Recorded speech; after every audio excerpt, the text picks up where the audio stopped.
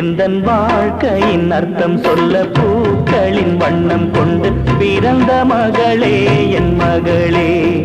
நான் வாழ்ந்தது கொஞ்சம் அந்த வாசத்தில் வந்துதித்து உயிரில் கலந்தா என் உயிரே. உன் பூவிழி குறுநகை அதில் ஆயிரம் கவிதையே. எந்தன் வாழ்க்கையின் அர்த்தம் சொல்ல பூக்களின் வண்ணம் கொண்டு பிறந்த மகளே என் மகளே. நான் வாழ்ந்தது கொஞ்சம் அந்த வாசத்தில் வந்துதித்து உயிரில் கலந்தா என் உயிரே.